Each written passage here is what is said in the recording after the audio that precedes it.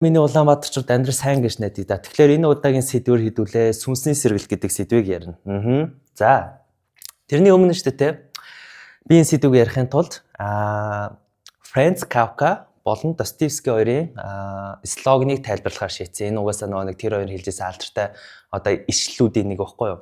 Достоевский юу гэж ингэж хэлсэн бэ гэвэл би хайрлахын төлөө урагшлана. Яагаад гэвэл энэ хайр миний ингээд хэн байсныг маань устгах болохоор буюу ингээд хуучин селфийг устгах гээд байна да.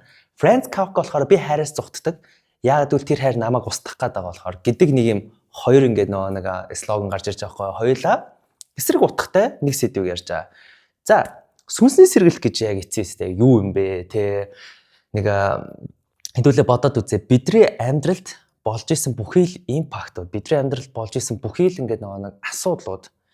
Тэгээ бидний амьдралд болж исэн бүхий л ингээд нэг тэр зовлон байна уу, юу вэ хамаагүй заа. Энэ болгон маань бидрийг хөгжүүлдэг. Энэ яг л фитнесийн дасгал шүүхгүй юу? Чи 2 цаг 3 цагаар ингээд өөрийнхөө ингээд нэг биеийг бүр алан барин байж ингээд нэг дасгал хийнгүүт ингээд нэг би чинь 2 3 хоног хэцүү байдаг да. Тэгээ нэг 3 хоногоос нэг амьдрал чинь жаргалтай болдог шиг л байхгүй юу? Тиймээс бидний сүнс үргэлж одоо soul correction гэж ярьдаг буюу энийг хэдүүлээ юу гэж ойлгох вэ гэвэл одоо дутуу зүйлээ одоо сурах гэж энэ дэлхийд ирсэн байдгаа гэдэг л одоо нэг юм spiritual ойлголт гэхгүй юу. За тэгвэл ингээд хэдүүлээ тэр Достоевскигийн тэр слогны талаар хэдүүлээ ярилцгаая. Бид нар хин нэг хайрладаг те бидний анхны хайр гэж байдсан шүү дээ. Тэгээ одоо ингээд бодоод үзтээ ингээд би бол жишээлбэл анхны хайраа бодонгуудаас яг үндэ тэр нэг хүмүүнд нь биш байгаа байхгүй зүгээр ингээд нэг тэр нэг эморж исэн л надад гоё байхгүй юу. Тэр чинь тэг ингээд нэг үйлч болоо гэж мэгэл яг тийм хүн ингээд нэг эморл гэж байдсан шүү дээ. Одоо тэг ингээд би ингээд 28 ингээд хүрээд тэгээд ингээд айгүй олон кейсүүдийг айгүй олон юмнуудыг үзэнгүүт яг ингээд тэр үшиг бас эмормор санагдаад байхгүй. Тэр үед ингээд нэг юу гэх дөнгөж 17 молоо настай байсан те ингээд нэг юу анхны хайр, гигийн хайр маяр гэжсэн нэг тийм ингээд үе дээр ижсэн байна да. Гэтэ тэр үед тэр салалт ингээд байгаагүйсэн бол тэр үед ингээд нэг тэр охин ингээд нэг маадгүй намайг ингээд нэг өгдөглөмөн гөшглөөгүйсэн бол би өнөөдрийн түвшин тодорхой хэмжээр хөвөхгүй л байгаасан баг. Яагад бол би тэндээс хичээл сурсан байгаа даахгүй. Би тэндээс ингээд нэг юу гэх хүнд хил хязгаар тавих юм байд юм байна. Би харилцаа хэрхэн яаж ухаалаг байх вэ? Хэрхэн яаж ухаалаг урагшлуулах вэ гэдгийг л тухайхын юун дээр л ингээд сурсан байгаа байхгүй. Тэр хүнтэй би уулзраагүй байсан бол хоёр дахь экстэйгээ уулзраагүй байсан бол гэдэг ч юм уу те. Миний ингээд амьдрал дээр ингээд нэг юу гэх одоо гэр бүлээс ингээд ахуулаад найзууд whatever за. Эдгээр гарч ирж би энэ харилцаанд ингээ оролцоогүй байсан бол би өдөөд ингээ нэг өөрөө бүтээхгүй ч байхсан бол яагаад вэ гэвэл шүү дээ те магадгүй би өнөөдөр ингээ нэг өөрийнхөө ингээ нэг correction буюу өөрийнхөө одоо хөгжлийг хангахын тулд хин нэгэнтэй уулзсан л байгаа. Хин нэгэнтэй харилцаанд орсон л байдаг. Тэр нь сайн байна уу надад осонгийн fuck гэхгүй юу чухал вэ гэвэл шүү дээ те бид нар тэндээс хичээлээ сурах. Бид нар тэндээс магадгүй өвдөлтийг accept буюу хүлээмжшөөрөөд дараа нь би урагшаа алах юм.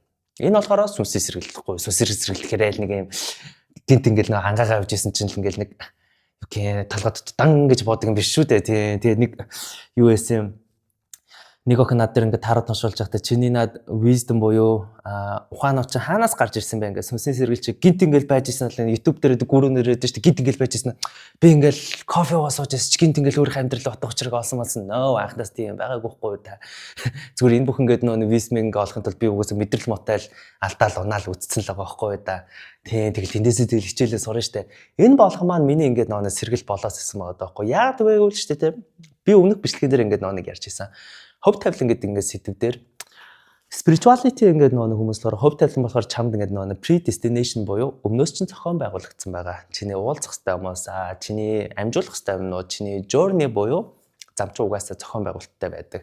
Чи тэгээд цаг нь болохоор хэрэгтэй цаг үедээ хэрэгтэй хүмүүстэй уулзна гэж ярьдаг бол Сартр болохоор үгүй өгөхшөө. Чиний тийм байсан чи хамаагүй чи амьдрал өөрөө босгоно гэдэг ойлголт ингээ гарч ирж байгаа байхгүй. Энэ дээрээс хэдүүлээ юу гэж ойлгож болох вэ гэвэл шүү дээ те. Мэдээж хов тавилан байдаг тодорхой хэмжээгээр. Мэдээж бид нар уулзах хэвээр хүмүүстэйгээ угаасаа цаанаас ингээ уулзардаг. Угаасаа universe гэж ингээ байдаг шиг. Бас бид нар тэр одоо fate буюу хов тавилан accept хийхгүй гэж болно буюу авахгүй гэж болно. Яг нөгөө Франц Кафка шиг. Франц Кафка болохоор би хайраас зүгтдэг ягаад бол би өөрийгөө алхахаас хайгаад байна гэж байгаа зү.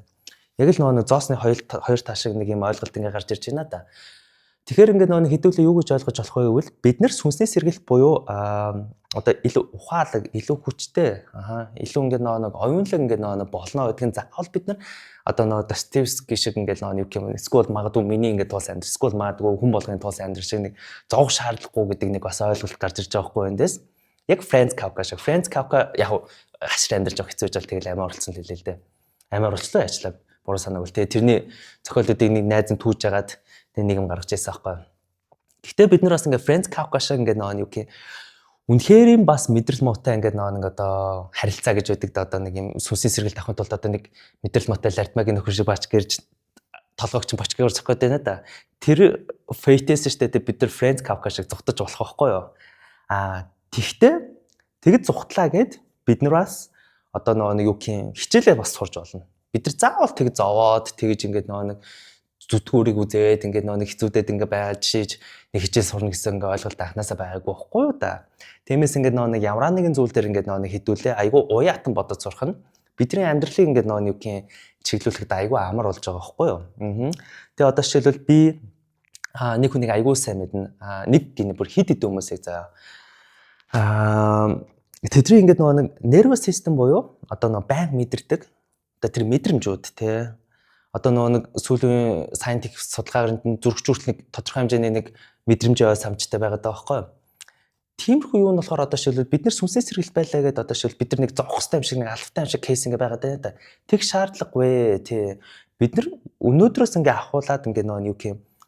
За би заавал ингэж нөгөө юу юм бататай ингэж нэг мэдрэл мотой байж эцсээ үзэн байж ич ингээд нөгөө би хичээлээ сураад ингээд нөгөө нэг сүнсний сэргэлт нь орж морол тэгэл амьдралаа болгох гэсэн тийм юм анханасаа байхгүй байхгүй юу. Тэг бодоод үзчихээ л да харах хонор бодоход. За тэгээд сүнсний сэргэлтийн процесс гэх хүүхдүүд баахан хэлдэйн заяа тэгээд одоо тэгэл тэр YouTube-с та өөртөө олоод үзчихгүй би ч одоо бас тайлбарлах нь бас хайшаа тий. Гол нь зөвхөн basically миний ингээд нөгөө тайлбарлахыг хүссэн зүйл нь болохоор бид нэр үргэлж одоо нэг хөгждөг. Бид нэр үргэлж эволюцаар ингээд нэг өөртөө ингээд нэг амьдралын шат болгоно ингээд нэг даун туулдаг. Гэхдээ би тэр мэдрэмж гэдэг талаас нь би таатай хуваалцах хүссэн шүү гэдэг ойлгороо. Яагаад вэ гэвэл кабалах дээр болохоор бид нэр дээр үргэлж vessel буюу багтаамж гэж байдаг. Одоо шилбэл чи бодоод үзтээ чи нэг $1000 багтаамжтай байлаа гэд тэгэл жигийн цуглаанд ингээд нэг хожлоо гэж одоо нэг $1000 багтаах энерги нэг савтай хүн байна да. Гинт ингээд цуглаанд хож $10,000 хожлоо гэж за сарын дараа 5 сарын дараа штэ чи дахиад $1,000 үлдсэн байдаг байхгүй юу. Тийм болохоор ингээд цуглаанд очсон дийлэх хүмүүс ингээд 99% буцаад ингээд нэг анхныхан байсан шиг очдөг гэдэг тийм ойлголт байхгүй юу.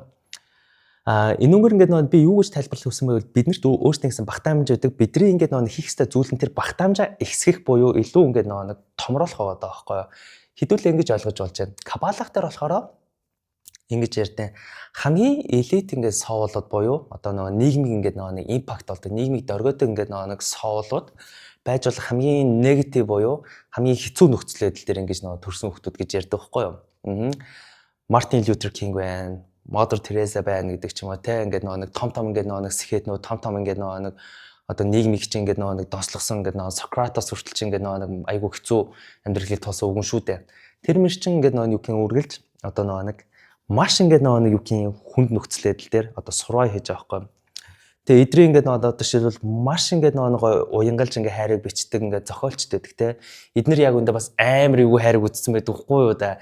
Энд дээрээс ингээд сүнсэнд оргилд авч ийна да. Тэгмээдээ өөртөө нэг тэр нөхцөл байдлаас босгоод гарч ирэнгүүтээ бусад хүмүүст ингээд өөрийнхөө ID-га шеэрлж байгаа л яг тэр хүмүүсийн сүнсийн сэргэлт нөө одоо байхгүй. Хүн болгонд өөртөө гэсэн сүнс гэж байдаг. Хүн болгонд өөртөө гэсэн онцгой челленж гэж байдаг. Хэрэв бурхан гэж байдаг бол ч те яг чам таарсан зовлонгч л үгж байгаа байхгүй юу. Тиймээс ингээд нэг зовлон гэдэг зүйлийг бид нэр миний зовлонг чамтай харьцуулах боломжгүй байхгүй юу да. Тиймээс ингээд зовлонч шалвартай бид нар ингээд боддог гээгүй цогоо. Би одоо нэг миний одоо жишээлбэл зовлон Илон Маск шиг мөнгөтэй байх юм бол би жаргалтай боллоо штэ гэдэг нөө. Анхнаас тийм байгаагүй. Илон Маск төртөл зовлон байгаа штэ. Сая Эпштейний файлыг харсан биз дээ. Тэгээ найзууд болгонд нэг юм нөхөр өгдөг та нэг айгуу мөнгөтэй. Гэтэ юу гэх одоо хүүхэнтэй танилцахаар дандаа жигддэг. Илон Маск хүртэл ингээл нэг дэлхийн хамгийн баян тэрбумт мөртлөө Эпштейний ингээд нэг партинаас хүртэл жигдсэн. Оронд нь Стивен Хокинг шагаал ороод ирсэн байгаа зү тэ. Тэгээ одоо мөнгө байлаа гэдээ одоо тэр хүний ингээд нэг юу гэх одоо кейс нь болохоор нэг хүүхд нарч чадахгүй хүүхдийг тэнгэргүүлэх одоо байхгүй да. Тий харах нар бодоод үзтээ. Яг тэр үн шиг ингээд нэг өнөөдөр ингээд нэг чам тулгарч одоо нэг амьдралын хэсгийг харж үзээрэй. Чи гэр бүлийн хэсгийг харж үз. Чи өөрхөн өөртөө ингээд нэг ярьдаг ингээд яриагаа бодож ud магадгүй чи өөртөө итгэлгүй байдаг бол тэр чиний сүнсний сэргэлттэй холбоотой байхгүй өөртөө итгэлтэй л бол сурах хэрэгтэй байдаг байхгүй өнөөдөр магадгүй чи мөнгөн дээр ингээд нэг амар struggle буюу үзээтэй ингээд байдаг бол магадгүй чи ингээд нэг мөнгө гэдэг ойлголт магадгүй чи ингээд нэг ажил карьераа ингээд нэг хэрхэн яаж ингээд ухаалаг сайжруулах вэ гэдэг сэргэлтийн л асуулт чинь болоод ирсэн байгаа байхгүй зүгээр бодоод үзцгээе guys бидний амьдрал үнэхэрийн хийх шаардлагагүй үнэхээр ингээд нэг зохицуулаад ингээд урагшлах шаардлагагүй ингээд болцсон байлаа. Гэхдээ хүн яадаг вүлээ? Шууд депрессэнд ордог. Тэгээд хүн өөрийгөө яадаг вүлээ? Алах гэж оролддог байхгүй юу? Яг тэрүүнтэй адилхан би энэ сэдвэр болохоор юу вэ гэвэл чамд наад тулгарч байгаа асуудал чинь чиний сүнсний сэргэлтэнд хамгийн том нөлөөтэй гэдэг идеологиг л би хуваалцахыг хүссэн байгаа байхгүй юу? Ял нэг сүнсний сэргэлт одоо нэг хүмүүс чинь нэг ингэ шат юм дөө нэг spiritual болол тэгэл manifest гэж мэгээл те нэг саранд аваа гिचиг нэг төрөвчөө нэг өргөж мөргөд наадаг да. Тий одоо spirituality болонгууд нэг амьдрал чинь нэг жаргалтай болно гэж бодож байна. Үгүй байхгүй да. Чиний vessel буюу тэр нэг багтаамж байгаа зү энергийн багтаамж бүр том болдог байхгүй. Одоо бүр мэдрэг болно гэсэн үг байхгүй. Бүр хөвгтэй болдог байхгүй. Гэхдээ эртөө хизээ нэгэн цагт бид нар энийг expansion буюу томруулж ингээд чадсан цагт бидний одоо нэг тэр амьдрал дээр үзэж байгаа тэр челленж амьдрал дээр үзэж байгаа тэр асуудлууд гэдэг зүйлүүдийг бид нэр илүү ухаалгаар давах ингээд нэг боломж ингээд гарч ирдээ шүү. Тиймээс өнөөдөр ингээд болж байгаа тэр асуудал тэр зовлон байна уу? Өнөөдөр магадгүй чи хайрын дээр асуудалтай байж магадгүй. Өнөөдөр магадгүй чи карьер дээр асуудалтай байж магадгүй. Doesn't give a fuck заяа. Энэ болгоомж чамайг яг тэр хэсгийг л амар сайн хөгжүүл гэж ингээд нэг яриад байгаа байхгүй. Тиймээс ингээд одоо зарим нэг хүүхдүүд ингээд надаас өтэ аав ээжтэй би яаж харилцах вэ гэд би яаж мэдх юм. Гэхдээ чамд аав ээжийн ингээд нэг харилцах ядаргаатай асуудал ингээд байна да. Тэгвэл наад чинь болохоор бодох хэвээр асуудал байгаа байхгүй. Яавал би энэ харилцааг яавал би энэ кейс дээр би ухаалаг байж одоо нэг compromise буюу зохицох бай. Тэ? Яавал гэдэг ч юм уу те ингээд нэг юм асуудалтай нэг юм актив байдлаар илүү ингээд нэг бүтээмжтэй байдлаар нэг оролдох гээд үзээд байна да. Тэгээд одоо шилбэл өөдөр ингээд нэг чиний ажилч ингээд нэг асуудалтай байлаа. Чи ингээд нэг юу гэх юм хичээгээд ингээд нэг босс чинь тэнэг байлаа гэж бод. Хичээгээд менежер чинь тэнэг байлаа. Яагаад би тэгвэл анхнаасаа энэ хүмүүстэй майжуулсан? Яг би яг өөрөөсөө юу засах хэрэгтэй болоод би энергийн аль хэсгийг засах хэрэгтэй болоод энэ хүмүүстэй учирсан бэ гэдэг асуултыг өөрөөсөө асууад үзээрэй заа. Тэгээд хариултыг олох гэдэг шаардлага байхгүй. Зүгээр асуултаа асуучихад одоо хамгийн чухал одоо байхгүй. Тэгээ магадгүй цаасан дээр бич тий. Тэнгүүтээ ингээд нэг гинтийн байдлаар л ингээд нэг юу гэх магадгүй бясалгал сайн чаддаг бол тий ингээд нэг гүнзгий амсгаа гаргаал хэрвээ энэ асуудлын ингээд нэг шалтгааныг нь би мэдэж чадахгүй байвал шалтгаан ингээд миний урд гарч ирээсэ гэдэг ч юм уу тий. Би энэ асуудалтай нүр тулахад бэлэн би энэ челленжийг давахад бэлэн ингээд өөртөө ярилцсангууд цаанаас яагаад ч мэдгүй хариулт нь гарч ирдэг ч юм уу цаанаас яагаад ч мэдгүй ингээл гинт ингээл тархин дээр чинь сонирхолтой идеологиуд ингээ гарч ирдэг те ийм ингээ нэг учиртай байдаг шүү. Одоо жишээлбэл ингээ бодоод үзье хүм болгонд өөртөө ингээ нэг юу дотоо зүйлүүд гэж байдаг хгүй. Тэгээ жишээлбэл Илон Маскийг харал та те. Тэгээ сая ингээ нэг кейс шиг те. Муу адил ингээ нэг Илон Маск бит хоёр одоо жишээлбэл ингээ нэг зэрэг зогсоол нэг хүүхэн нарих гэж үзэлдэ надад тэр амархан байгаа байхгүй. Гэтэ би Илон Маск шиг ингээл нэг тэдэ $10,000 зохицуулах надад л ингээ хэцүү байгаа байхгүй. Тэгвэл ингээд нэг basically Илон Маск ингээд нэг юу юм Илон Маск ч бас нэг яриа хөрөөн ч юм уу ямар нэг юм жоохон хакерч үү. Гэтэ би Илон Маск ерөөсөө үгүйсгүй шүү. Мань хүн амар genius guy мань хүн бас нийгэн дээр хүн төрөлхтөн дээр бас ингээд зөндөө гоё инновацуудыг авчирч байгаа гэдэгтээ би хүндэлдэг. Гэхдээ зүгээр ингээд нэг жишээ авч байгаа шүү. Илон Маск одоо шилбэл нэг хүнтэй нэг айтаа хараад нэг надад цаантай AMA гэж нэг сурах хэрэгтэй байхгүй нэг хүүхдтэй ингээд нэг юм програм шиг нэг юм XYZ мэд гэсэн нэрмэр өгж ингээд нэг nerd and virgin царилахгүйгээр те. Тэгээ би болохоор ингээд нэг Илон Маск чинь ингээд нэг окей за нэг ухаалтанд нэг бизнес ярихдаа мөнгө төр ингээд нэг техник шиг зохицуулж ингэж би тэгэл нэг эмоцтой байдаг ч юм ингээд энэ яг л байхгүй л байгаа хэсэгд байгаа. Тэнгүүтээ ингээд бодоод үзээрэй заа. Бид нэр болж байгаа зүйлээ анзаарах шаардлагагүй маа. Яг үнэхээр сүнсээ сэргээ гэж бодож байвал заа. Одоо нэг магадгүй чиний ажил ч окей байхад чиний эрүүл мэндийн асуудал чинь it's not okay байлаа гэж бодъё л да. Тэгэх юм бол шууд эрүүл мэндэ ингээд нэг юу гэх юм фокус өгөөд би яавал ингээд юу гэх юм яг энэ асуудлыг одоо биеийнхэн ингээд нэг өвдөлт биеийн өвчнг зөв давах бай те. Надад өнөөдөр хийж чадах зүйл нь надад өнөөдөр ингээд миний уулзж байгаа ингээд доктороос илүү бас ингээд ухаалаг доктор ингээд миний амьдрал ингээд матч болох нь гэдэг ч юм уу те.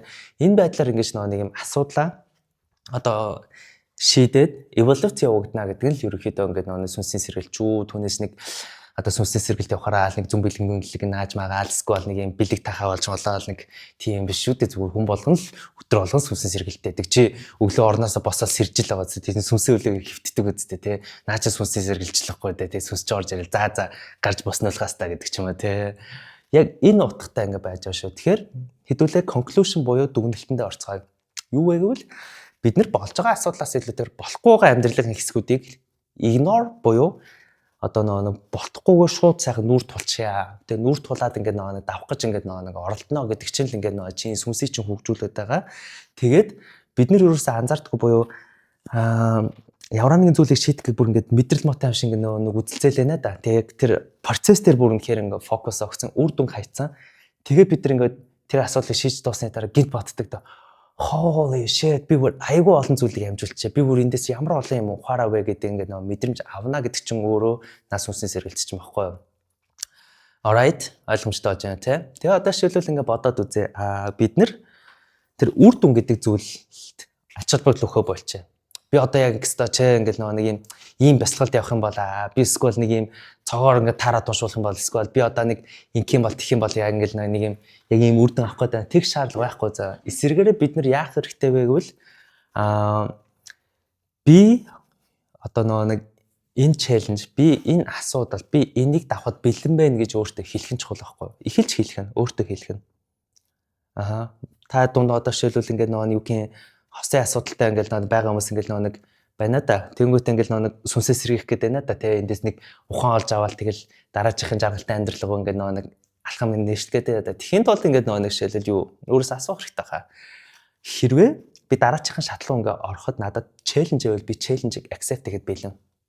Би челленжийг давхад бэлэн. Хэрвээ надад өөрийгөө устгах бас нэг миний дотор зарим нэг ингээд муу зуршлууд байгаад би тэрийг ингээд нүр тулаад авахд бас бэлэн.